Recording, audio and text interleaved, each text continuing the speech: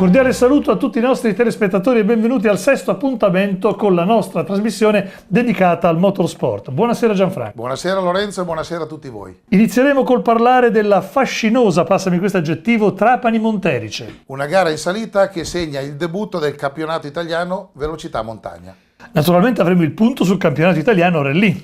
Sì, il CIR, questo è l'acronimo, dove i tre pretendenti, Andreucci, Basso e Scandola, se le danno di santa ragione, sono richiusi in 7 punti. Poi naturalmente daremo grande spazio al 31esimo Rally della Val di Nievole. Gara toscana di cui, essendo noi un emittente regionale, ci occuperemo con ben 3 servizi. Iniziamo subito con la velocità montagna. Perfetto, via le immagini. Arte, storia, natura, tradizione e tanto pubblico è stata la cornice per l'appuntamento d'apertura del campionato italiano Velocità Montagna 2015 alla 57esima Monte Erice. La Sicilia ha fatto sentire tutto il suo calore ai protagonisti del tricolore ACI, che dal canto suo è iniziato con ottimi numeri ed un eccellente livello di piloti e vetture al via della competizione organizzata dall'Automobile Club Trapani, presieduto da Giovanni Pellegrino. Tra Trapani ed Erice, innumerevoli le meraviglie da scoprire e gustare, un territorio che si sente parte integrante di una competizione dall'atmosfera veramente particolare. ACI ha puntato nuovamente su Erice, di questo siamo grati anche al direttore così come ai suoi predecessori. Coniugare una dimensione turistico-ricettiva, storico-culturale con una dimensione sportiva che ha una sua tradizione, non ripeto, storica come la Monte Erice è sicuramente un qualcosa di vincente. Dunque un ringraziamento intanto ad ACI.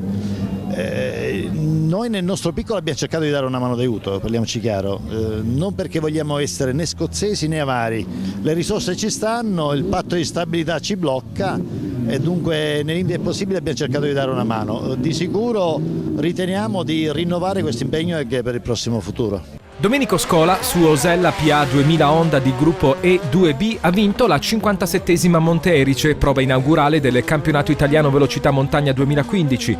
La gara, particolarmente ricca di colpi di scena, ha registrato come di consueto la presenza del grande pubblico che ha completamente assiepato in modo composto l'intero tracciato di gara. Il vincitore e portacolori Ionia Corse ha realizzato il miglior tempo in gara 2 coprendo i 5.730 metri di tracciato tra Val d'Erice e Erice Vetta in 2.59,73. Seconda posizione con soltanto 2,40 di distacco per il giovane Giuseppe Castiglione sulla Tatus F-Master con cui il driver di casa ha vinto il gruppo E2M e si era ben messo in evidenza nell'edizione 2014 quando risultò una rivelazione. Ha agguantato il terzo posto il giovane pilota di casa e portacolori Catania Corse Francesco Conticelli, all'esordio in gara sull'Osella PA 2000 Honda, pronto a balzare sul podio quando in gara 2 il trentino Christian Merli, all'esordio sulla nuova Osella FA 30 Evo spinta da motore RPE V8 da 3000 cc, è stato fermato dal cedimento di un particolare del cambio dopo il terzo posto in gara 1.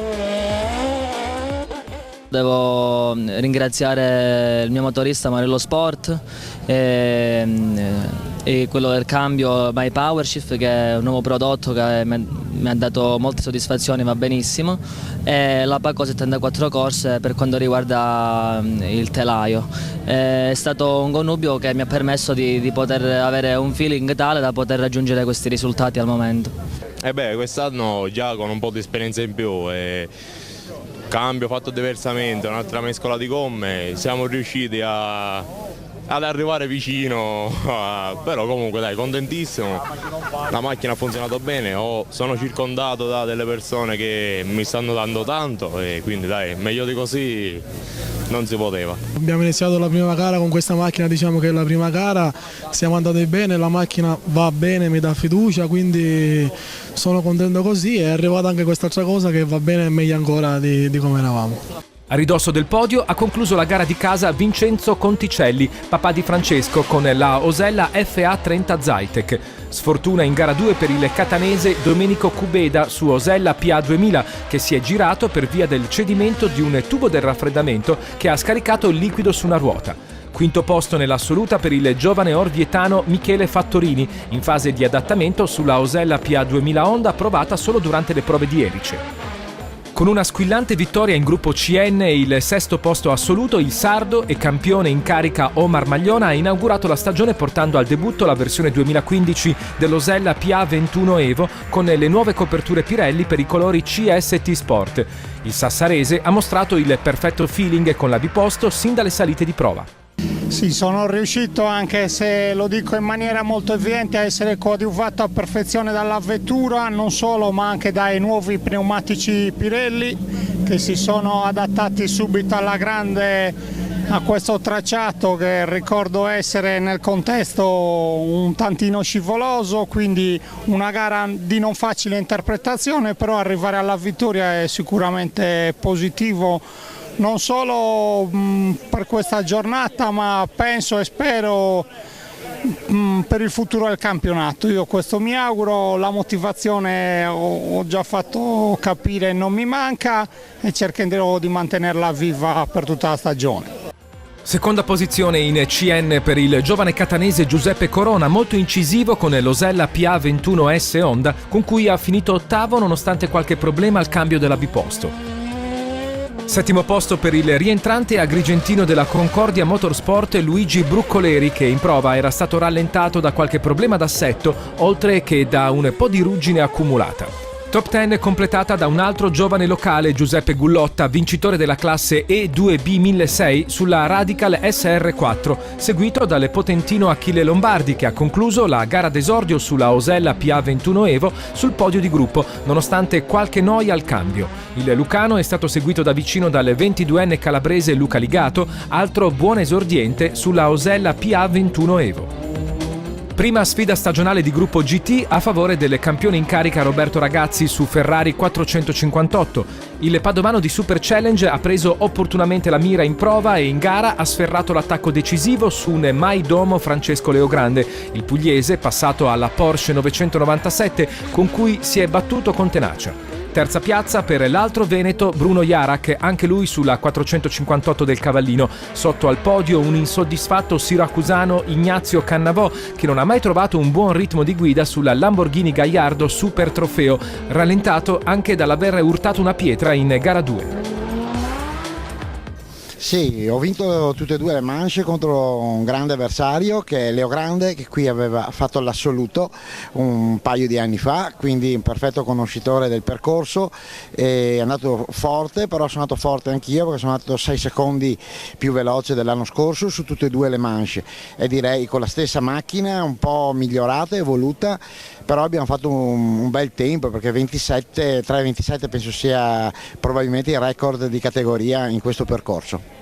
Primi avvincenti duelli arrivano dal gruppo E1, dove si è avuto un 1-1 tra Marco Gramenzi e Fulvio Giuliani. Il bolognese Giuliani ha vinto gara 1 con la Lancia Delta Evo appena aggiornata, ma l'attacco del teramano Gramenzi sulla Alfa Romeo 155 non si è fatto attendere. Il portacolori AB Motorsport ha rimontato e vinto in classifica assoluta.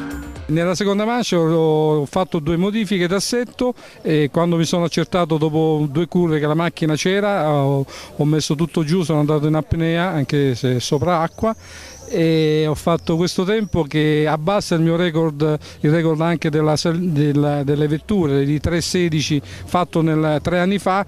Ho cercato di difendermi, di attaccare, ma probabilmente lui ha azzeccato qualche mossa di assetto o altro in più di me, quindi non mi rammarico più di tanto, sono contento di essere qua e aver vinto una gara io e una gara Marco, quindi rimandiamo tutto a domenica. Ha conquistato il podio in rimonta l'esordiente P-Stard bresciano Enrico Bettera con l'ammirata Renault Megane Cup, che è riuscito a contenere il rallista di casa Bartolomeo Mistretta al volante della Peugeot 207 Super 2000. In classe 1006 duello calabrese sulle Peugeot 106 1.6 16 valvole, con successo al photo finish per il cosentino di Villapiana Giuseppe Aragona, autore di 2 gare perfette in cui ha accumulato poco più di un secondo di vantaggio sul sempre aggressivo driver di Reggio Calabria Domenico Chirico. Io voglio aggiungere che è stata ancora più difficile per me perché provavo delle gomme nuove Yokohama da testare sulla distanza, da prima prova, seconda prova, non sai mai come reagisci alla manche successiva, quindi è stata difficile. Comunque tempo della seconda manche, sia mio che di Chirico, credo che sia stato uno spettacolo anche per gli spettatori. In gruppo A, dominio del catanese Salvatore D'Amico sulla Renault New Clio. Il portacolori della scuderia Etna si è fatto un ottimo regalo di compleanno, visto che sabato 18 ha compiuto 50 anni. Seconda posizione per il locale Gianvito Coppola con la Peugeot 106 davanti all'abruzzese Serafino Ghizzoni su Honda Civic. Molto felice, il tempo è anche un ottimo tempo rispetto al mio dell'anno scorso, anche a quello ieri di prova. Devo ringraziare De Ciantis, Vasta per il mezzo che mi hanno dato, è facile da guidare, un bambino lo guida, quindi ok. Altro 1-1 in gruppo N con successo in classifica assoluta per il Sorrentino di Trento O-Play. Il simpatico Antonino Migliuolo su Mitsubishi Lancer Evo ha attaccato a fondo in gara 2 recuperando sul vincitore della prima salita, il salernitano Giovanni Del Prete. Portacolori Rubicon e Corse, anche lui su Mitsubishi Lancer con qualche problema al cambio in prova. Terza piazza per il driver di casa e rallista Mauro Caccioppo sulla versione Evo 10 della Mitsu. Ottimo, io prima cosa ringrazio Rudy Bicciato che me la sta curando e Roland Pfeiffer che stanno facendo un lavoro grandioso su una macchina che prima era un rottame, me l'hanno messa in piedi e io sono felicissimo e grazie a loro di tutto. Dovevo vincere, l'ho dedicata a mio padre, lui doveva esserci e quindi tutto il campionato sarà lui e O-Play sempre avanti. A ridosso del podio, ottima prestazione per il vincitore della classe 1006, il piemontese Giovanni Regis sulla Peugeot 106 1.6 16 valvole di preparazione Ciarcelluti. Già acceso alla prima stagionale il gruppo Racing Start, deciso per pochi centesimi di secondo. Ha vinto il pugliese della Fasano Corse Oronzo Montanaro, il vice campione 2014, ha preceduto il rientrante campione del 2013, il bresciano della Elite Motorsport Nicola Novaglio, entrambi sulle Mini Cooper S. Vincitore della RS vetture aspirate il reattino e campione di categoria del 2014 Antonio Scappa. Il campione RS-TB 2014 Ivan Pezzolla ha raccolto punti con la terza posizione tra le vetture turbo sulla Peugeot 207, sulla quale è necessario ancora del lavoro di sviluppo. Al debutto della nuova categoria Racing Start Plus si è registrato un pareggio, ma la migliore prestazione aggregata è stata per il pescarese Giuliano Pirocco al volante della Renault New Clio aspirata sul pugliese Giacomo Liuzzi sulla Mini Cooper S sovralimentata. Tra le bicilindriche acuto del rallista catanese Andrea Currenti su Fiat 500 che ha staccato gli inseguitori. Sul podio Daniele Portale su Fiat 126 e Domenico Morabito su Fiat 500. Un bilancio certamente positivo che fa guardare con fiducia al futuro l'ACI trapanese. Il senso dell'appartenenza che hanno tutti gli abitanti di questo territorio unitamente ai piloti, a quanto ai meccanici favoriscono queste cose significa indubbiamente che portano quel valore aggiunto a proiettare sempre di più questa città, questa provincia nel panorama turistico nazionale.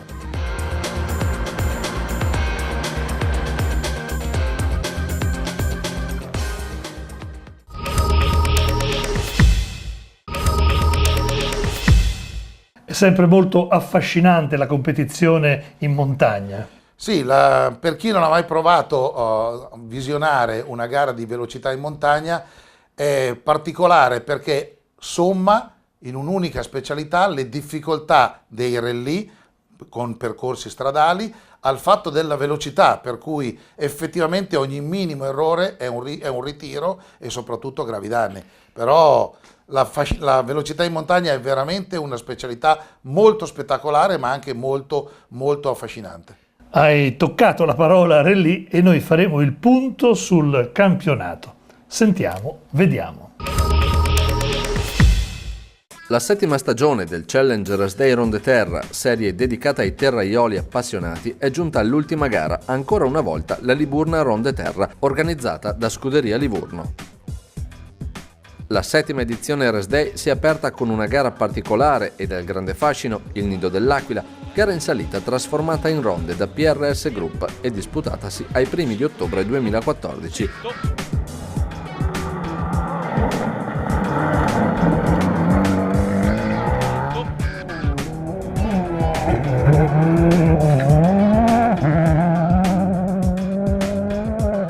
podio l'equipaggio veneto Spagolla Bardini su Ford Fiesta VRC, Bertin Zamboni Citroen C4 VRC e l'equipaggio che qui correva in casa Fanari Stefanelli su Mitsubishi Lancer Evo 9.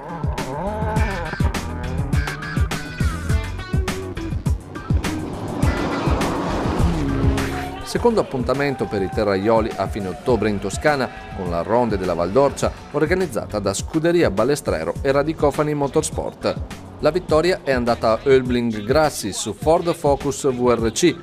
Secondi assoluti dopo una dura lotta a Bertin Zamboni Citroen C4 VRC davanti ai trevigiani Trentin De Marco su Peugeot 208 T16. A fine novembre è andata in scena la Ronde Balcone delle Marche, creata 7 anni fa da PRS Group proprio per essere inserita nell'allora neonato Challenger Race Day. I finlandesi Arminen Mikkola con la Subaru Impreza N14 Motoring Club, dopo aver inseguito la vittoria nelle prime gare, hanno conquistato il gradino più alto del podio, tenendo dietro l'equipaggio umbro Fanari Stefanelli su Mitsubishi Lancer Evo 9 e i trentini Cobb e Turco su Ford Focus VRC.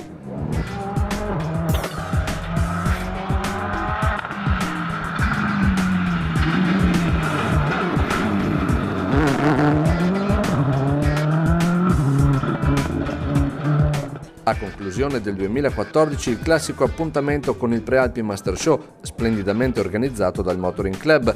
Tra i vigneti veneti intorno a Sernaglia della Battaglia si sono dati battaglia per la leadership Romagna Lamonato, Ford Focus VRC, Trentin De Marco, Ford Fiesta VRC e Bertin Zamponi, Citroen C4 VRC.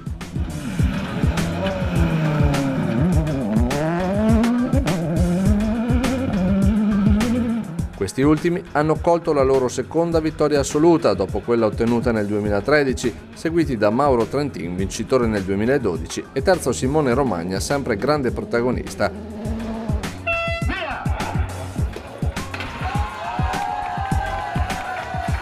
Pausa sino a inizio marzo e poi si riparte con la nona città di Arezzo Ronde Val Tiberina. Cobb e Turco, dopo aver vinto il terzo passaggio, hanno amministrato il vantaggio in tutta tranquillità, aggiungendo con questa vittoria punti preziosi alla leadership nel Challenger Race Day Ronde Terra.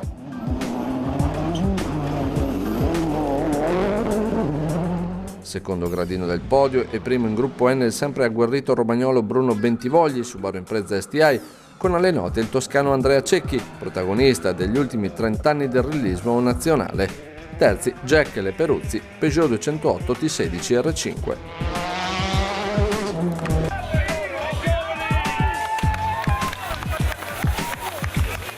Gran finale alla Coppa Liburna, dove si è stabilito il record stagionale di iscritti grazie allo splendore della storica prova di Ulignano, quest'anno percorsa in senso inverso. Si sono contesi la vittoria assoluta agli equipaggi che lottavano anche per il campionato e alla fine l'hanno spuntata Bertin Zamboni su Citroen C4 VRC, che hanno così portato in Veneto il trofeo Race Day.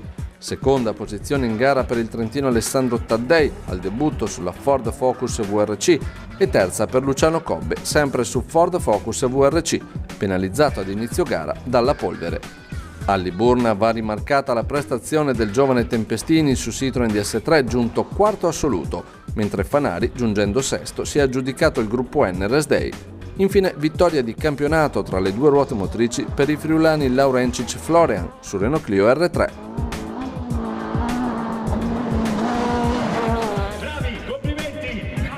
Questa gara qua è cominciata comunque bene ed è finita bene, perché era una gara nuova per tutti quanti, perché non è uguale a quella dell'anno scorso, è completamente diversa girandola in questo verso qua. Era molto più difficile, però ce la siamo sudata dalla prima prova all'ultima e siamo riusciti ad arrivare a questo risultato qua. Conclusione di questa giornata Il campionato italiano Rally 2014 ha rappresentato per i tantissimi appassionati uno splendido punto di riferimento degli ultimi anni in quanto a spettacolo, divertimento ed incertezza, considerato che Paolo Andreucci e Gian Domenico Basso hanno terminato con gli stessi punti al primo posto e grazie alle sue maggiori vittorie il toscano di casa Peugeot ha potuto raggiungere l'obiettivo prestigioso di 8 titoli complessivi, record che lo laurea il più titolato di sempre nella storia dei rally italiani. Dunque, davvero in pochi e molto ottimisti potevano pensare ad un bis in questa stagione, in riferimento al grande spettacolo offerto dal circus rallistico. Eppure, già alla vigilia del Rally del Ciocco e Valle del Serchio si respirava un'aria molto positiva e carica di attese. Qualità e quantità si ripresentavano infatti ai nastri di partenza, con addirittura qualcosa in più nei confronti dell'anno prima, e così il tutto si traduceva di nuovo in un grande spettacolo che si materializzava fin dalle prime prove speciali. Il tutto impreziosito da una quantità incredibile di spettatori che certo non perdeva l'occasione per ammirare di nuovo i grandi funamboli del rallismo nazionale. Fuoco e fiamme tra i primi, anche nel senso più letterale del termine, visto l'assurdo inconveniente patito sulla vettura di Andreucci, che si traducevano in una lotta serratissima che però alla fine premiava un pilota certo non ufficiale, ma da sempre veloce, almeno sull'asfalto, quanto loro. Infatti a portare a casa i primi 15 punti della stagione ci pensava il bergamasco Alessandro Perico, che così andava a spaventare il trio delle meraviglie, almeno dello scorso anno. Andreucci, Scandola e Basso, con quest'ultimo che gettava al vento un rally ormai in tasca a causa di una distrazione con conseguente toccata che lo costringeva a parcheggiare la sua Ford Fiesta R5 alimentata a gas, quando ormai l'arrivo era altro che dietro l'angolo. Con anche il ritiro di Umberto Scandola e la sua Skoda Fabia Super 2000 ufficiale si registrava un podio a dir poco inedito, visto che ci salivano insieme al vincitore Perico anche Rudy Michelini e Nicola Caldani, quest'ultimo a regalare grandi gioie al team Bernini Rally, nonché al gommista Hancock, uniti da un bellissimo progetto da portare avanti nel CIR 2015. Altra bella storia quella di Giuseppe Testa, pronto al debutto sui palcoscenici mondiali grazie al progetto Giovani della federazione concretizzato attraverso l'ACI Team Italia, che vinceva nel tricolore junior davanti ad un altro ottimo giovane, Michele Tassone, subito inserito da Peugeot Italia nel loro progetto Giovani. Tassone che raccoglieva questo importante premio dopo aver vinto il Suzuki Rally Trophy 2014, un trofeo che quest'anno vede schierati addirittura 15 equipaggi. Uno apre.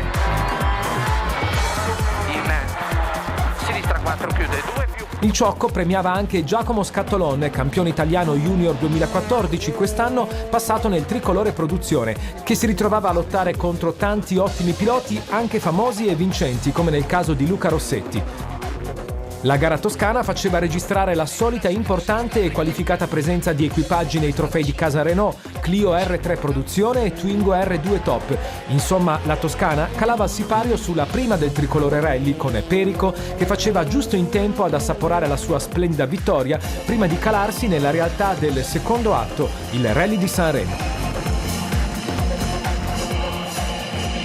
Sono contentissimo, soprattutto per me stesso, per la mia squadra e per Terenzio, che crede molto nelle mie capacità, dare qualche soddisfazione. Credo molto, sono molto contento anche per la mia squadra, che li faccio lavorare duramente, sodo. Erano così le prestigiose prove sanremesi ad ospitare il circus del tricolore rally e già nella circostanza si respirava aria quasi da ultima spiaggia. Perico voglioso di bissare il successo toscano e di ripetere l'impresa della vittoria ottenuta nel 2005, ma soprattutto Basso, ancora insonne pensando all'errore del Ciocco. Zero media. Scandola tutto proiettato a dimostrare il potenziale della quasi pensionata Fabia in versione Super 2000 e non dimenticando la bellissima vittoria della scorsa edizione, ma forse più di tutti il leone Paolo Andreucci, che si preparava all'assalto non volendo pensare per un solo istante di stare ancora una volta lontano dal podio. Detto fatto, il toscano di casa Peugeot sfoderava una prestazione a dir poco maiuscola e si riappropriava del gradino più alto del podio davanti ad un ritrovato Gian Domenico Basso, che saggiamente si accontentava di un importante secondo posto, consapevole della forza dell'avversario e del dover portare a casa punti preziosi in chiave campionato. A completare il podio ci pensava un ritrovato Stefano Albertini, che finalmente sfoderava una prova decisamente convincente e senza ombre, che lo proietta di nuovo nell'Olimpo dei piloti più attesi della stagione. Quarto Scandola alle prese con problemi e problemini vari davanti al francese Sébastien Chardonnay, che quest'anno è approdato al CIR, aumentando così il tasso tecnico e di qualità, dimostrando fin da subito i suoi interessanti numeri. La gara sanremese ha ancora una volta fatto sognare i tantissimi appassionati che non si sono persi la magica notte della Ronde. La maxi prova tutta in notturna ha inevitabilmente fatto fare un tuffo nel passato, almeno ai nostalgici e agli ex giovani, quando i più grandi campioni della specialità si misuravano su prove speciali che appunto nel tempo hanno contribuito a fare la storia dei rally. Su queste difficilissime strade hanno dato spettacolo anche i giovanissimi e nel tricolore junior è arrivata pronta la risposta di Tassone nei confronti di Testa, comunque secondo. Risultato dopo il Sanremo: 27 punti per entrambi e spettacolo garantito anche in questo campionato. Da un tricolore all'altro si accendevano le luci anche nelle produzioni, dove a primeggiare ci pensava il plurititolato Luca Rossetti, che all'avanzata dei giovani con forza e risultati si opponeva. Bella lotta anche qui, insomma davvero tanti i motivi di interesse che sono emersi fin da questi primi 2 appuntamenti tricolori, con altri piloti pronti a mettersi in luce, per esempio Luca Panzani, bravo e veloce nel trofeo Renault Twingo R2 Top. Allora occhi puntati sui soliti noti, ma anche sulle tante nuove realtà del panorama rallistico nazionale. Del resto Andreucci su tutti con il Sanremo ha ripreso un passo di gara davvero importante. Con una macchina e una squadra così, con le gomme che vanno sempre meglio, diciamo che ho tutto per vincere, e anche stavolta è stato così, perché siamo riusciti a fare una bellissima prima tappa, poi con prove così impegnative siamo andati molto bene. Devo ringraziare la squadra perché stavolta, anche più delle altre volte, ha fatto un gran bel lavoro. Appunto i soliti noti, ma anche tanti altri pronti a misurarsi non più sull'asfalto ma sulla classica terra dell'Adriatico. Terzo appuntamento stagionale che certamente aggiungerà altri motivi di interesse e magari qualche ulteriore novità.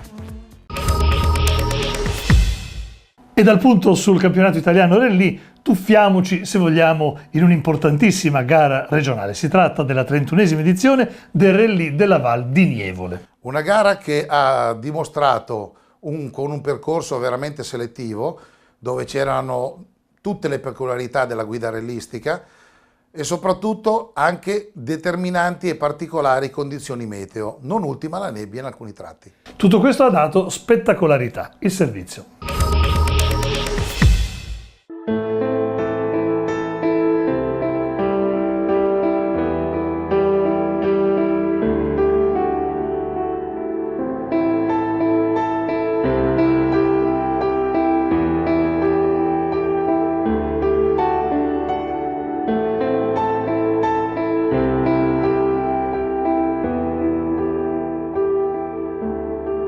Appuntamento stagionale del TRN quarta zona, che ha visto la vittoria per la seconda volta consecutiva in questa stagione per Luca Artino in coppia con Titti Ghilardi con questa Skoda Fabia della ART Motorsport. Il pilota locale si è messo subito in evidenza in questa manifestazione organizzata da Jolly Racing Team e ha giudicato 5 degli 8 appuntamenti cronometrati. Gli altri 3 sono stati appannaggio del pilota che sta transitando ora, cioè Carlo Alberto Senigalesi in coppia con Giacomo Morganti e la usuale Peugeot 207 della scuderia organizzatrice Jolly Racing Team. Una gara che è stata appunto, poi lo dirà anche nell'intervista, un po' condizionata dalle condizioni fisiche, ma c'è da dire che Artino è cresciuto molto con a fianco soprattutto Titti Ghilardi e si è quindi ben meritato questa seconda vittoria stagionale. Terza piazza per Luca Pierotti in coppia con Manuela Milli, che con questa Clio della Meteco Corse era rientrata alle corse dopo 2 anni di assenza. Ha inizialmente faticato per poter riprendere un po' gli automatismi e ha fatto un grande recupero fino alla terza piazza finale, che lo ha ben distinto e che lo ha fatto invogliare anche per il prossimo futuro. Ma appunto dopo queste immagini anche dell'arrivo sentiamo il commento dei primi 3 assoluti. Vincitori di questa edizione veramente con tempi importanti. Sì, tempi importanti, sono contento, sto migliorando sempre più sulla vettura e vediamo. L'obiettivo è il TRN? Sì, io credo già, ora dopo il shock, dopo questa gara siamo già in là, quindi ora possiamo fare anche un po' di calcoli, tanto non credo ci sia problemi. Claudio Alberto Sirigagliesi, è stata una gara veramente difficile, variegata perché c'è stato vari colpi di scena, come la vedi?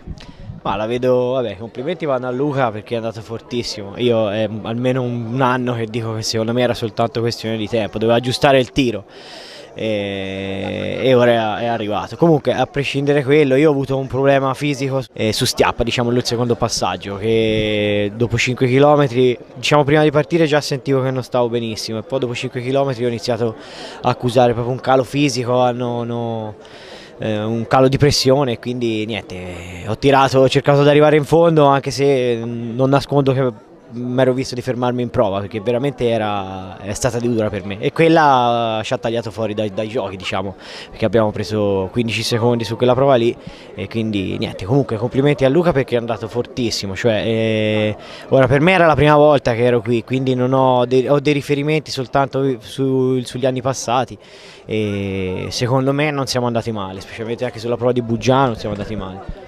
Sì, un inizio sofferto, insomma era da attenderselo perché ormai sono quasi 2 anni che non affrontavo una prova speciale. Sono presentato qua senza neanche un metodo di test, ho fatto la mattina lo check e la prima prova ho detto lasciamo stare tutto, l'ho detto anche a Manuela, l'ho detto perché non sono più capace. Poi pian pianino gli automatismi sono tornati e è venuta fuori una bella gara, via. E sono contento perché siamo sempre stati calmi, lucidi e abbiamo sempre avuto il pieno controllo del mezzo e ho visto che qualche tempo poi alla fine è anche uscito. Ed ecco gli altri protagonisti della classifica assoluta, con grande prestazione per Leonardo Santoni in coppia per la prima volta con Umberto Butelli con questa Renault Clio R3 della PM Sport. Si sono subito ben adattati questo appunto nuovo equipaggio che per la prima volta correva insieme e hanno effettuato una gara costantemente veloce e sempre a ridosso dei primissimi. Alle spalle di Santoni abbiamo un deciso Simone Bedini in coppia con Pietro Pippi con questa Abarth grande punto del Rally Experience che il duo era per la prima volta a bordo di questa vettura e dopo un inizio un po' per prendere le misure è riuscito a recuperare fino alla quinta piazza assoluta dando spettacolo e è stato apprezzato dal pubblico presente.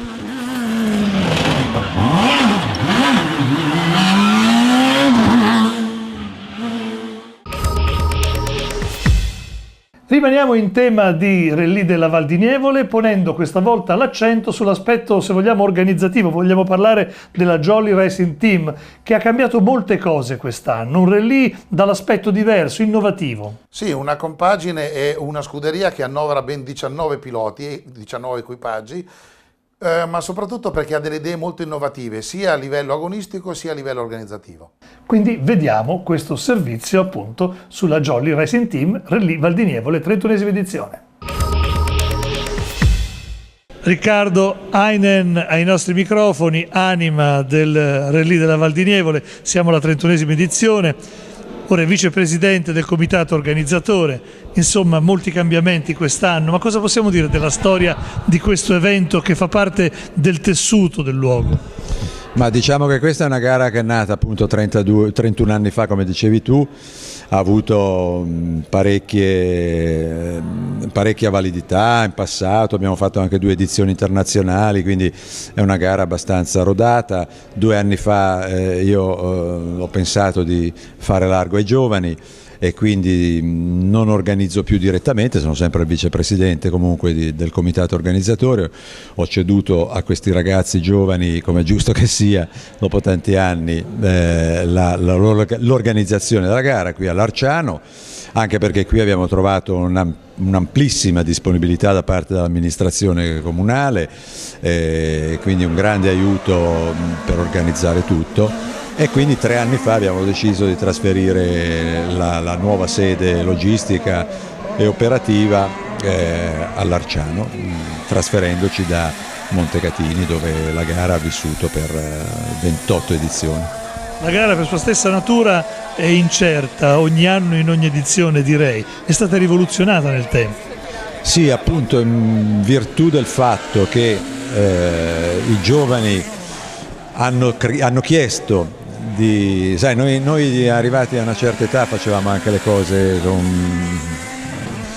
dopo tanti anni uno magari per abitudine continua a fare le solite prove, le solite cose, e con questi ragazzi del Jolly Racing Team evidentemente e giustamente hanno chiesto degli ampli cambiamenti quest'anno e abbiamo rivoluzionato il percorso, abbiamo inserito una prova spettacolo qui nel centro di Larciano, grazie appunto all'ottima disponibilità dell'amministrazione. Poi abbiamo reinserito Vellano, che non facevamo dal 2007, abbiamo variato un'altra prova mitica di questo rally, Lanciole, cambiando i primi 5 km e gli ultimi 3 km, e abbiamo reinserito un'altra classicissima di questa manifestazione, Buggiano. Abbiamo trasferito il parco assistenza qui a Larciano e quindi abbiamo voluto coinvolgere maggiormente il centro del paese, proprio perché in effetti c'è una grande affluenza di pubblico, un grande interesse, e quindi crediamo di aver fatto una cosa gradita, ecco, soprattutto ai commercianti di Larciano, che sicuramente beneficeranno di queste notevoli presenze. Qui c'è una bella sinergia tra rallismo e ciclismo.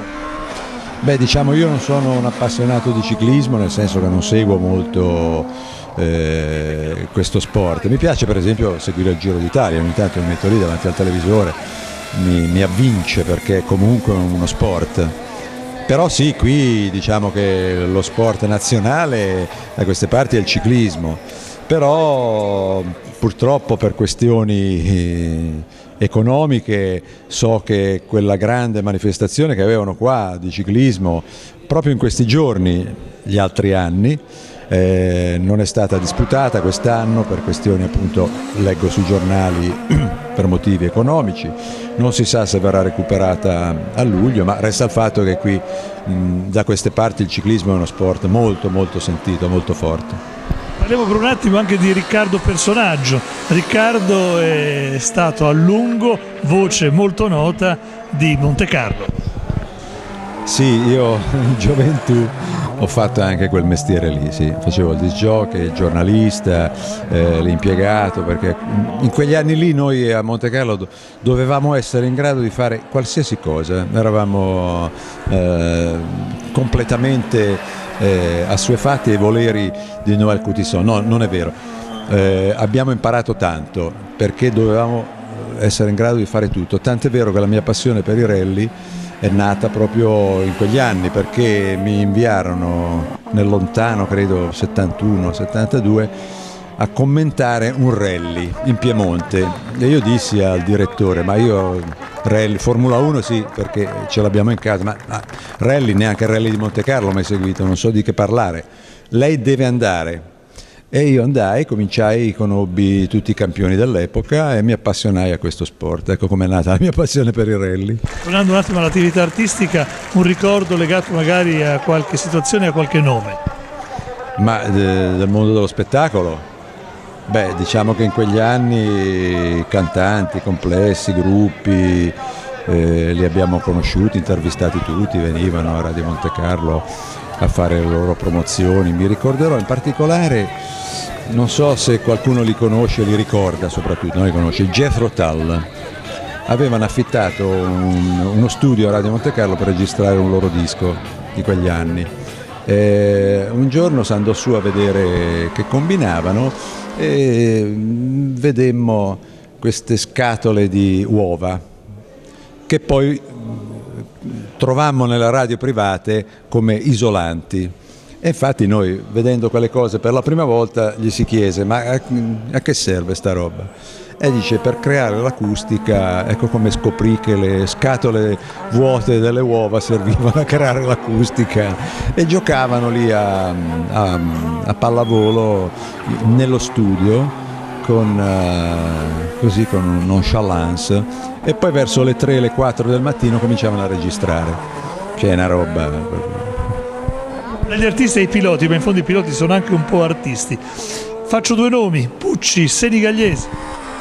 Beh, Carlo Alberto sicuramente è uno che va forte qui. Jolly Racing Team. sì della nostra scuderia, sicuramente è uno dei favoriti. Cosa possiamo dire di lui come pilota? Beh, di lui come pilota è uno abbastanza completo, è uno che va forte, che ha navigato da Morganti, che è un altro personaggio molto in gamba, perché in questo sport, come tutti sanno, il navigatore non è un peso morto, è una persona che ti dice nel momento giusto se devi rallentare il ritmo, se devi aumentarlo, per cui l'equipaggio deve essere completo in tutto. E qualche particolarità a livello di pilota di Tucci? Tucci credo che sia un pochino più, abbia qualche anno più di Senigalliesi, però è uno che batte il ferro continuamente, uno che si applica, e credo che anche lui abbia delle buone possibilità. Chiaramente è una macchina diversa, ma insomma abbiamo un bel parco partenti. E veniamo all'aspetto manageriale di Lazzari. Cosa possiamo dire che ha preso in qualche modo la tua eredità?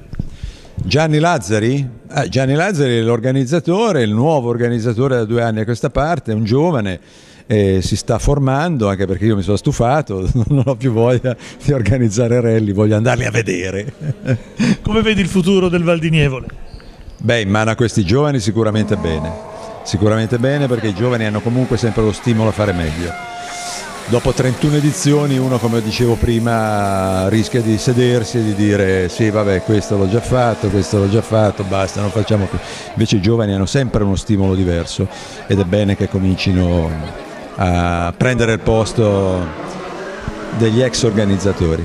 Agli uomini di motore, tra virgolette, in genere non piace troppo il calcio, ma nel tuo caso c'è un'eccezione. Come vedi il futuro della tua Roma? Bella domanda, qui se andiamo avanti ci passa pure il Napoli. No, il Napoli non credo, la batosta con l'Empoli. Roma è una piazzaccia, nel senso che c'è troppa pressione, è difficile mantenere la concentrazione per 7, 8, 10 mesi. I laziali sono un po' diversi perché sono nati fuori dalle mura, quindi sono un po' più tranquilli. Tu conosci anche bene la realtà di Genova, dunque di rossoblu e blu cerchiati. Ho 2 figli genuani, io figurati come sono sfigato. Ho 2 figli genuani, uno è nato in Liguria e va bene, lo posso capire, ma quell'altro è nato a Pontedera, dico, ma come il tifoso del Genoa, è stato influenzato dal primo. Senti, per terminare, qual è la caratteristica che bisogna avere per vincere un rally piuttosto che una gara in linea? Dunque io ho corso, andavo in ferie per 10 anni, per vincere una gara bisogna avere un piede pesante, tanta costanza, una buona macchina, ma tanto piede è giusto, perché si vince col piede e con la testa. Anche un po' col cuore? Beh, io per testa intendo cuore, sì, ci vuole molta testa e molto piede. Abbiamo parlato con Riccardo, che è stata l'anima del passato per quanto riguarda questo rally. Ora andiamo invece, come dire, sul presente e poi quel che sarà il futuro con Gianni Lazzari della Jolly Racing Team Italia. Allora, come vedi questo rally che sta cambiando e che è già cambiato molto con l'edizione di quest'anno? Sì, in effetti abbiamo fatto un radicale cambiamento per quanto riguarda le prove speciali. La location invece rispetto all'anno scorso, negli ultimi 3 anni, è sempre rimasta, cioè sono riuscito a portarla qui all'Arciano, nel paese in cui abito, e è rimasta appunto la stessa.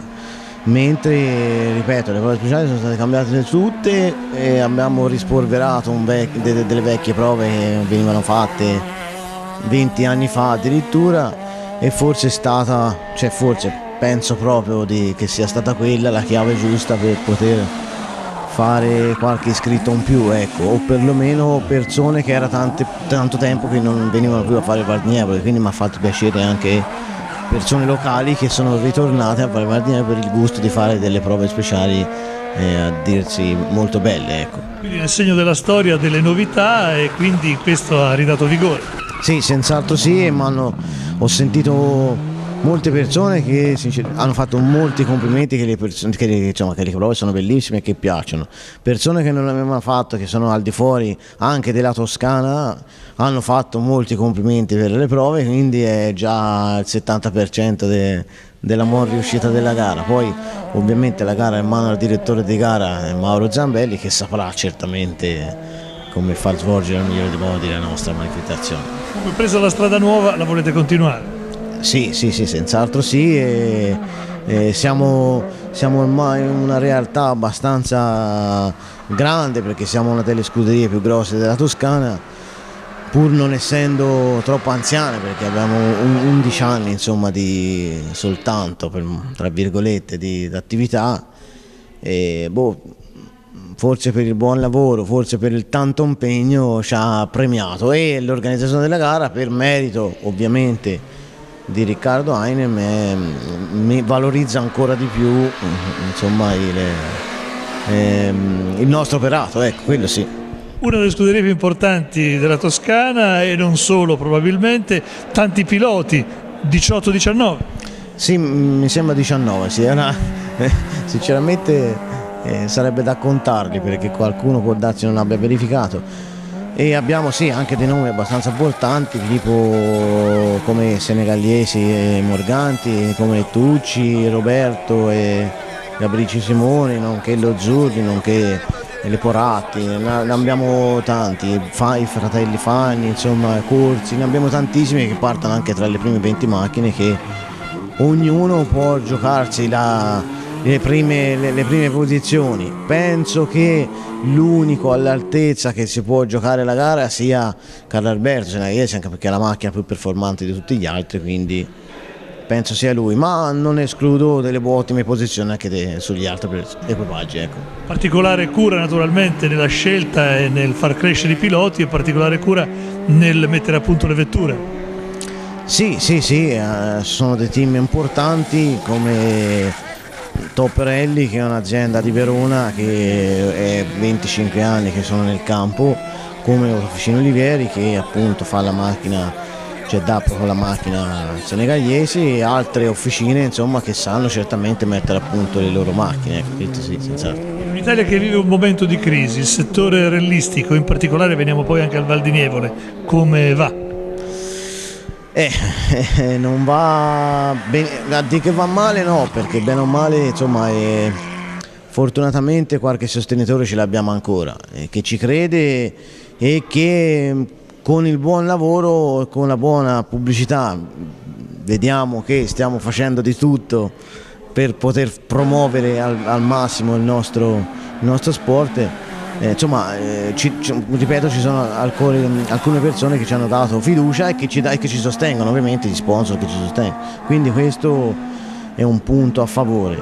I troppi iscritti non li facciamo proprio per questo motivo qui, per il motivo che magari il pilota singolo ha difficoltà a trovare sponsor. Questo è possibile, magari nelle realtà un pochino più grandi, tipo noi di scuderie proprio grandi, ritrovano un pochino più agio per poter muoversi, per poter partecipare alle gare.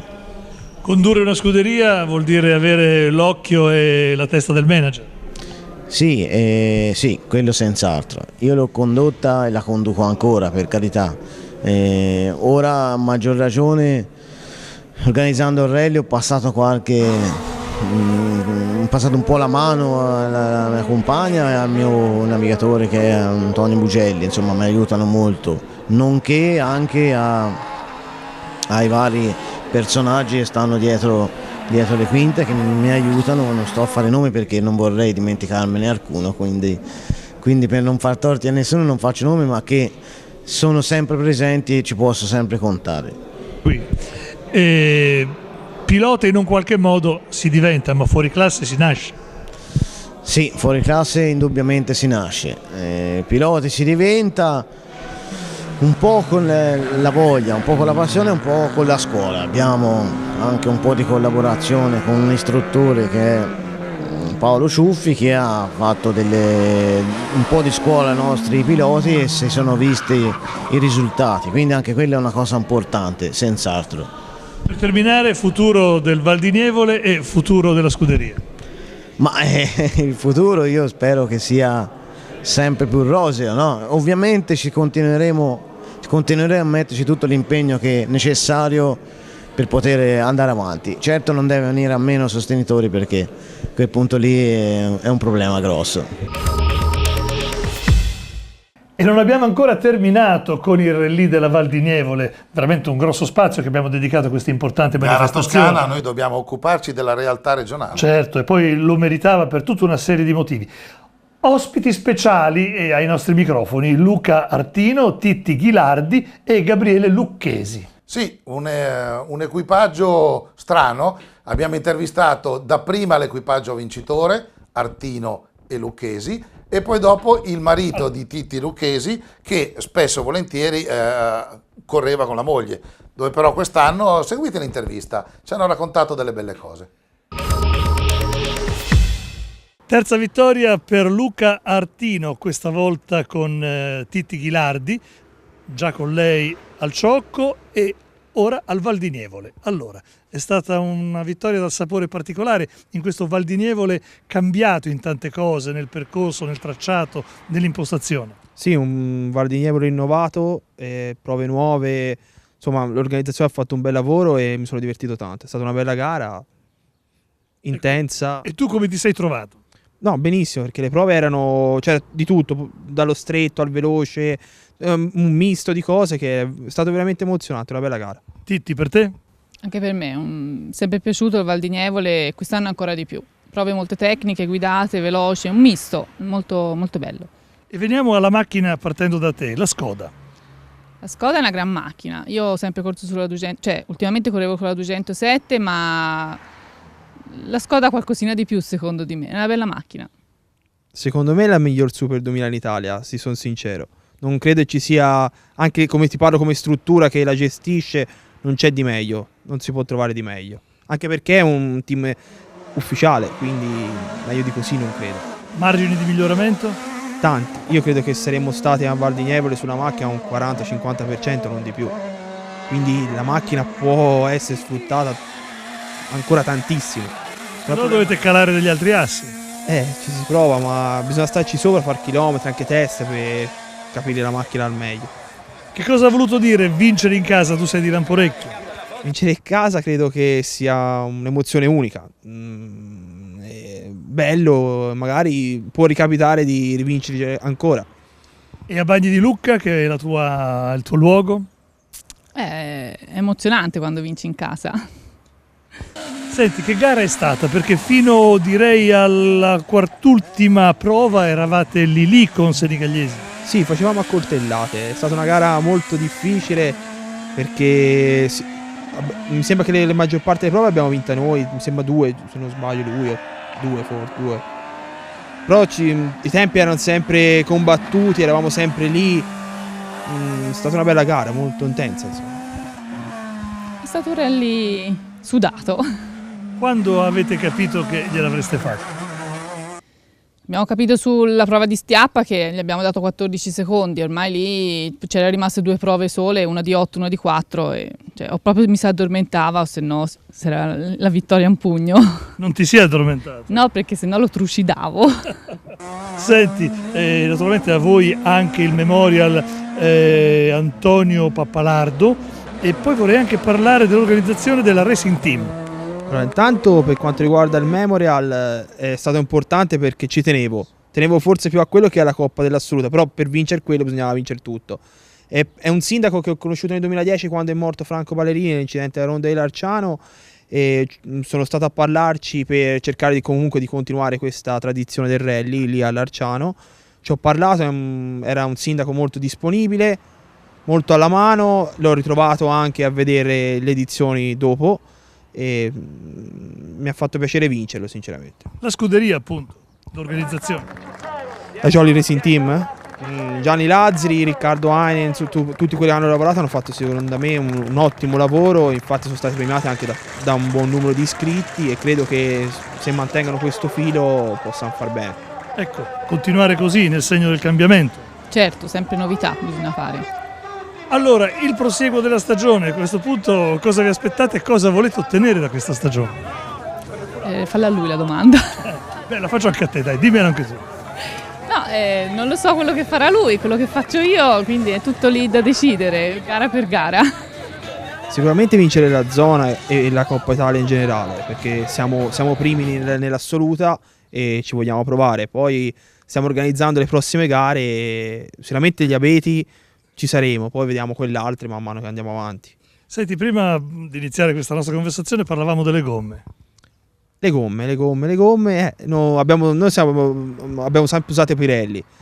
Bene, ottime coperture, quindi niente da dire. Qual è la cosa più importante, diciamo, a livello di feeling che ci deve essere tra pilota e copilota? Bisogna che ci sia del feeling, perché lui si deve fidare di me, io mi devo fidare di lui per prima cosa. Bisogna essere ben organizzati e avere tanta fiducia. Però la fiducia è totale e reciproca? Sì, perché l'abbiamo dimostrato sia al Ciocco che qui, quindi ci siamo trovati benissimo subito. Io mi trovo bene con lei perché ha lo stesso carattere mio, nel senso siamo molto, diciamo, cattivi nel senso sportivo. Sì, e quindi mi trovo fenomenale. Non mi si addormenta ora, quindi... Come mi ricorda l'amico Gianfranco Di Gennaro, scherzando naturalmente e parlando in senso assolutamente sportivo, in questo caso lo vediamo dall'ampiezza della ripresa, abbiamo un equipaggio allargato in quanto in realtà Lucchesi è il marito di Titti. Sì, sono il marito, lei di solito corre con me, però quest'anno Luca mi ha chiesto se lei poteva gareggiare insieme a lui. Lui è un amico, a me mi faceva piacere che Titti ci andasse perché io quest'anno non so quante gare o se correrò, non so proprio ancora niente. Mi farebbe piacere che loro vincessero la Coppa Italia perché sono primi con un ampio vantaggio dal secondo. Io spero che ce la facciano, io gli do una mano se mi riesce in qualsiasi mezzo possa avere per favorirli, bravo. Vincitore di 2 anni fa del Val di Nievole. Sì, io l'ho vinto 3 volte il Val di Nievole, ho vinto nel 2003, 2010 2013 se non mi sbaglio. Ma per me è una gara bellissima, l'anno scorso abbiamo avuto un brutto incidente qui e quest'anno non mandava di farlo. Titti, la differenza tra i due piloti?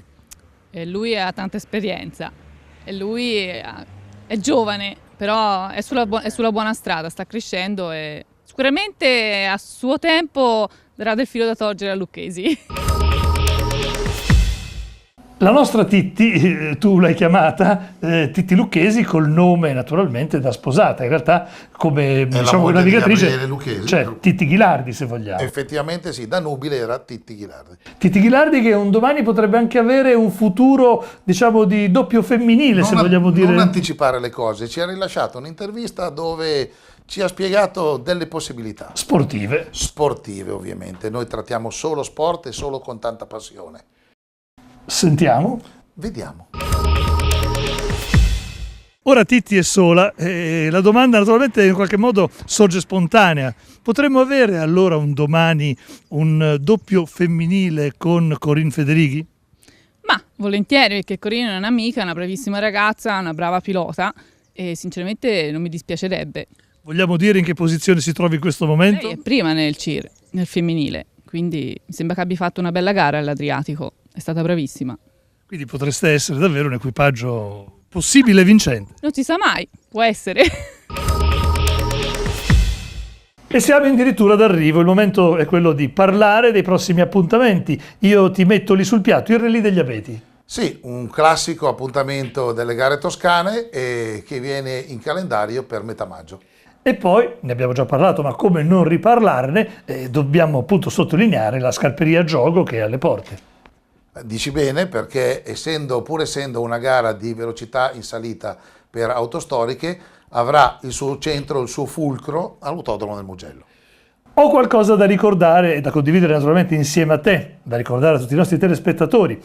La trasmissione Prova Speciale, che trovate nella TV web provaspeciale.it, è giunta alla 100ª puntata. Un bel traguardo. Un bel traguardo. La trasmissione è condotta da Massimo Salvucci, nome che non ha bisogno di presentazioni, come non ha bisogno di presentazioni il nome di Matteo Carli. Li aspettiamo qui con noi, i graditi ospiti, così almeno ci parleranno anche del loro futuro. Perfetto, li ricordiamo, festeggiamo con loro, mettiamo con loro idealmente le 100 candeline. Noi rispetto a loro siamo molto giovani, però i numeri ci confortano. Parliamone insieme.